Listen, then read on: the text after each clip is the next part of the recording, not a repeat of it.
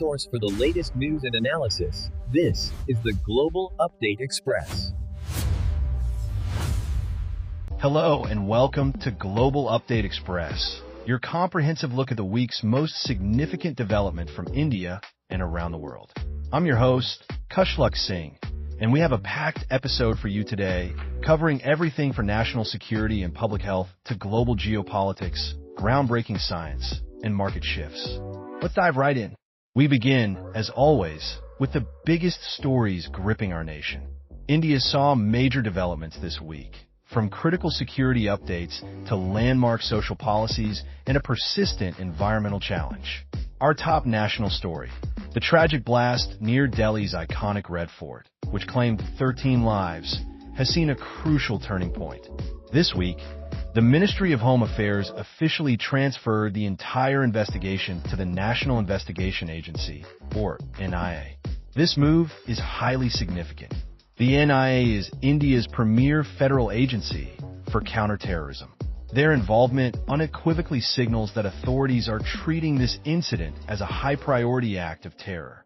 The NIA's specialized resources and national reach mean a more intensive and coordinated effort to bring those responsible to justice. We will, of course, be tracking this investigation closely. From one crisis to another, the nation's capital is once again grappling with severe air pollution.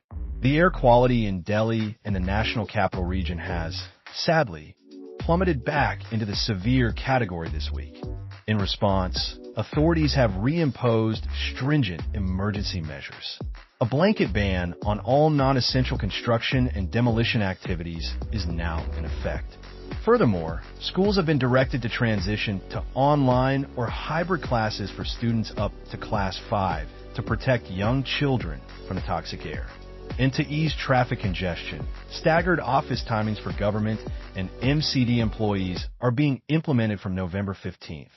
This remains a critical public health emergency affecting millions. Moving to a landmark social development, the state of Karnataka has made history this week. The Karnataka government announced a groundbreaking policy, granting 12 days of paid menstrual leave per year for women employees. This progressive policy is comprehensive, applying to women across both the government and the private sector statewide. This makes Karnataka the first state in India to implement such a widespread policy, a significant step forward in recognizing and supporting women's health and equality in the workplace. A truly commendable move.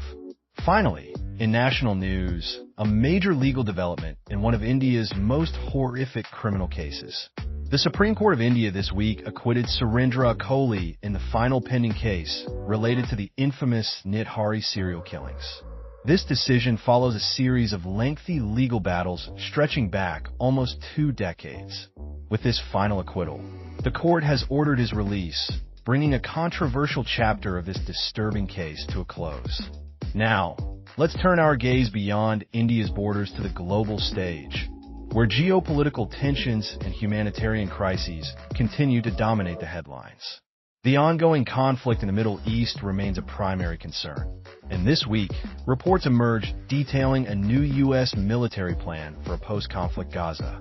The plan allegedly proposes a green zone for reconstruction efforts and a red zone for where most Palestinians are currently displaced.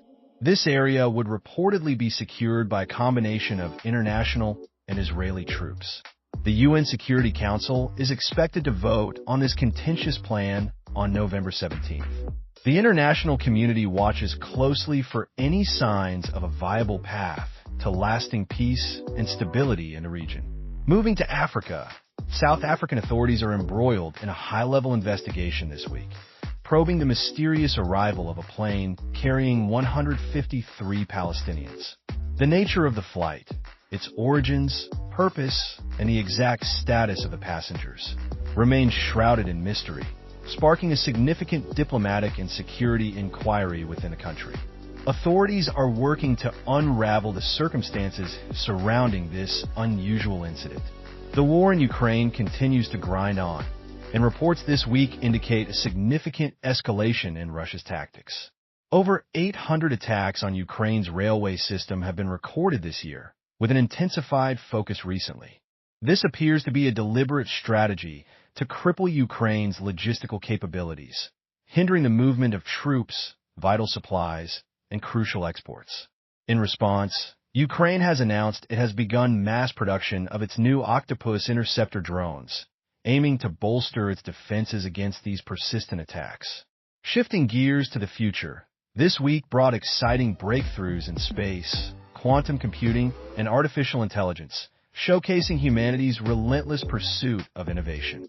In the realm of commercial spaceflight, Jeff Bezos' company, Blue Origin, achieved a major milestone this week. They successfully launched and, for the very first time, landed their massive New Glenn rocket booster on a sea-based drone ship. This is a monumental achievement, proving their reusable rocket technology and putting them in direct competition with SpaceX's Falcon 9. The successful mission was for NASA's Escapade mission to Mars, which had faced delays earlier in the week due to a major solar storm. This propels Blue Origin firmly into the forefront of the reusable space launch industry. Closer to home, India is making incredible strides in the cutting-edge field of quantum technology. This week, two Indian startups, with support from Pune's IISER iHub, unveiled significant advancements. They've created Kaveri 64, which is now India's most powerful 64-qubit quantum processor. This is a huge step in raw computing power. But that's not all. They also successfully demonstrated a 500-kilometer quantum key distribution, or QKD, network. This is a major leap towards building a truly unhackable and secure communication network, placing India firmly on the global quantum map. And finally, in AI news, OpenAI, the creators of the ubiquitous ChatGPT, have released their latest model, GPT 5.1. The company claims this new iteration is significantly smarter and more conversational than its predecessors, promising even more nuanced and capable interactions from artificial intelligence. It will be fascinating to see its real-world impact in the coming weeks and months. Let's pivot now to the world of finance and commerce, where global markets faced headwinds and an Indian giant achieved a significant milestone. Global stock markets experienced considerable volatility this week, with a significant sell-off hitting technology and AI-related stocks, including major players like Nvidia. Two primary triggers fueled this downturn. First, new data from China showing a record decline in FI.